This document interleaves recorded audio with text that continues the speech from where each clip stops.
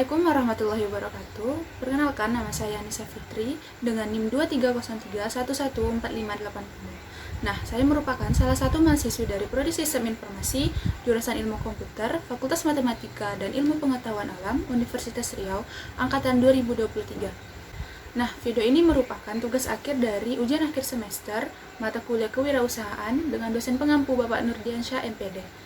Nah, dari beberapa tema yang diberikan, saya mengangkat satu tema untuk membuat video ini, yaitu kewirausahaan dan cara sukses untuk menjadi seorang wirausaha. Nah, bagi kalian yang penasaran dengan videonya, yuk ikutin aku.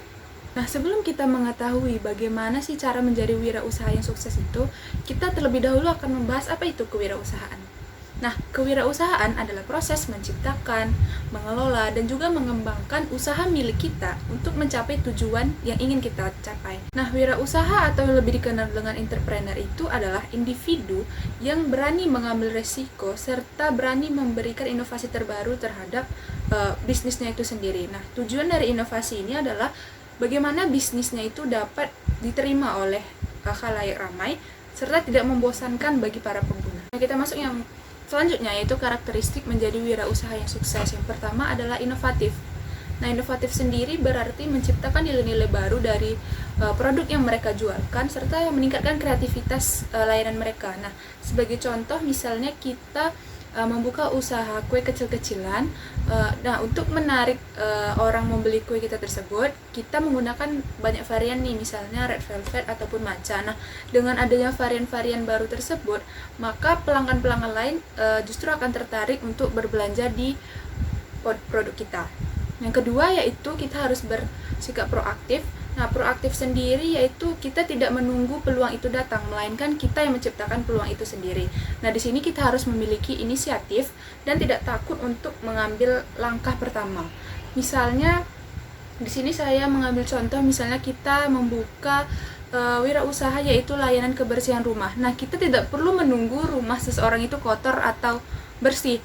Caranya adalah kita mengiklankan layanan kita itu di media-media, tempat-tempat penjualan alat-alat kebersihan rumah. Nah, dari situ maka orang-orang bisa tahu kalau misalnya kita itu sedang membuka layanan kebersihan rumah. Nah, langkah selanjutnya itu karakteristik seorang yang berwirausaha sukses itu adalah dia berani mengambil resiko. Dalam artian di sini dia tidak takut akan gagal. Nah, selanjutnya kita akan membahas bagaimana proses untuk menjadi kewirausahaan itu sendiri. Yang pertama, kita harus mengidentifikasi peluang. Nah, dari proses kewirausahaan itu kita mulai dengan mengidentifikasi kebutuhan ataupun masalah yang terjadi di pasar dan belum terpenuhi. Saya mengambil salah satu contohnya, yaitu Bapak Nadiem Makarim yang mendirikan Gojek. Nah, di mana pada identifikasi peluang ini Bapak Nadiem Makarim sendiri mengidentifikasikan kebutuhan akan transportasi yang efisien di Jakarta. Seperti yang kita ketahui bahwa Jakarta merupakan salah satu kota yang padat akan kendaraan. Jadi di sini Bapak Nadiem Makarim menemukan nih peluang atau melihat peluang dari kendaraan itu sendiri. Nah, Bapak Nadiem Makarim melihat adanya kemacetan dan juga kesulitan akses transportasi.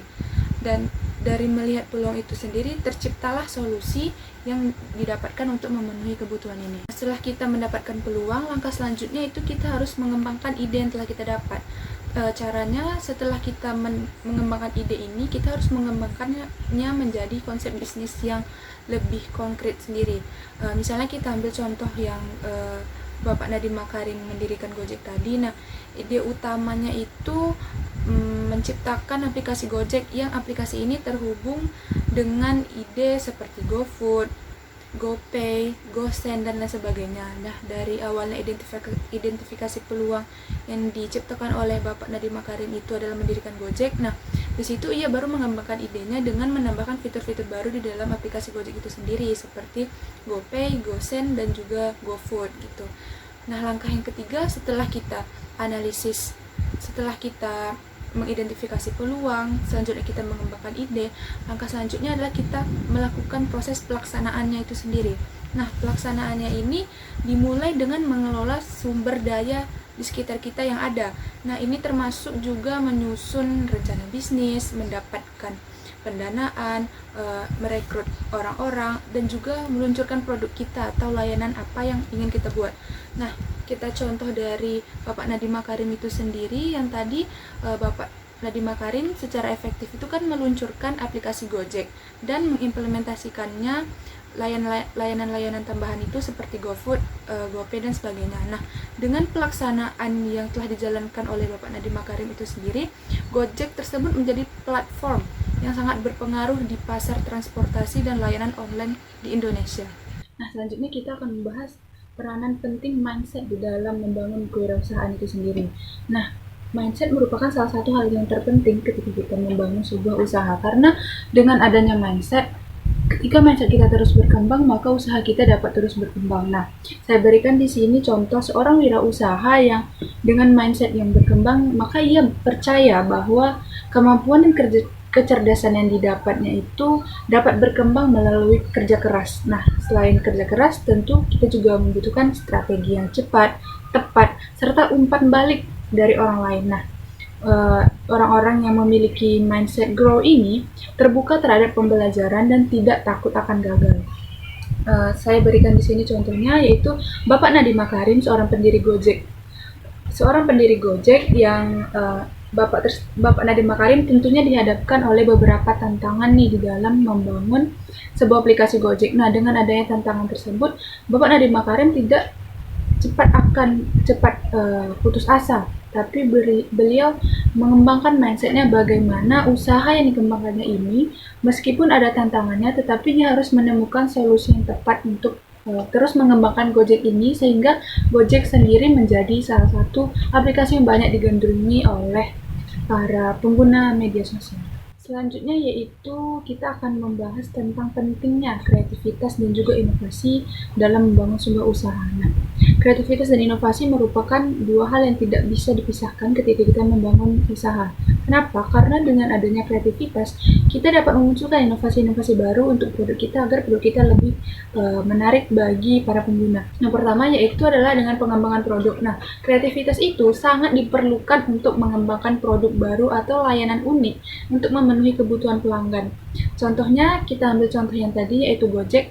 Gojek itu terus mengalami pengembangan produk dan layanan baru, seperti tadi ada GoFood dan juga GoPay. Nah, dari ini kita dapat terlihat nih bahwa tingkat kreativitas dari para pendiri Gojek ini mulai diterapkan dan juga dia merespon kebutuhan pasar dan dalam menghadapi persaingan. Nah, selanjutnya kita akan membahas yaitu ciri-ciri pengusaha yang berorientasi kepada tindakan. Yang pertama, lebih menekankan kepada tindakan, di mana wirausaha ini lebih suksesnya cepat dalam mengambil tindakan dan juga tidak menunda-nunda. Nah, mereka lebih fokus kepada eksekusi dan juga kepada hasil. Nah, contohnya adalah ketika kita melihat peluang untuk menjual kerajinan tangan selama musim liburan ini, tanpa menunda-nunda kita seharusnya segera mempersiapkan produk, membuat website sederhana, ataupun mulai mempromosikan produk kita. Hasilnya mungkin berhasil ketika kita menjual banyak produk itu kepada para pengguna. Selanjutnya yaitu yang kedua, yaitu mampu membuat keputusan secara cepat dan tepat berdasarkan informasi yang tersedia. Di sini kita diharapkan untuk tidak ragu untuk mengambil langkah yang diperlukan. Selanjutnya kita akan membahas yaitu kepemimpinan sebagai seorang entrepreneur.